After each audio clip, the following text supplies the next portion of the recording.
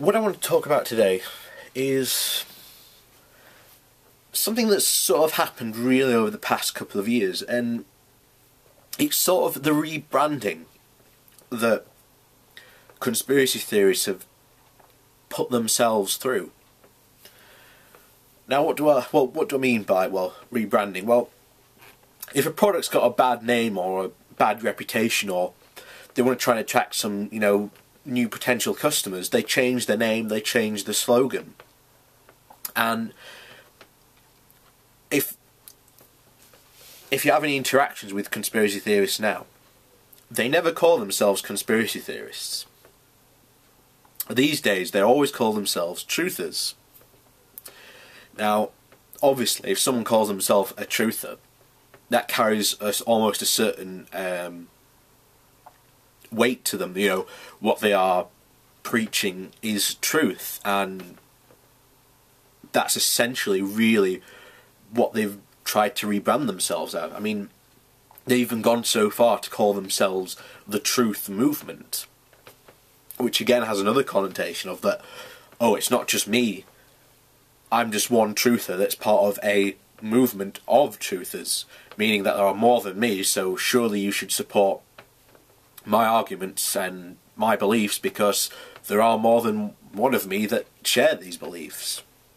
And it's a very clever marketing strategy in the terms of people think that, because when you hear the term conspiracy theorist, you normally think, it's going to be a really crazy, wacky, out there theory. But if you somebody hears the term of, oh, I'm a truther, well, then that carries an entirely different, way of what they're saying. So it brings them almost more weight, I think, they believe, to their argument. And again, it goes back to, I think it must have been We Are Change. From at least the earliest that I can find it was certainly We Are Change that sort of started this shift of, oh, we're not conspiracy theorists, we're truthers. And they've almost, again, become another subgenre of how you identify conspiracy theorists, whether they're truthers, patriots, patriot truthers, Ikists, tinfoil hats, and they do exist, unfortunately. But those are the ones that at least I can think of. I think that if you really went in deep and started to sort of categorise and try and identify different types of conspiracy theorists by what they believe and things like that, you'd also find, things that crossed over into one another. But again, the rebranding that they've gone under for the past couple of years has been quite interesting.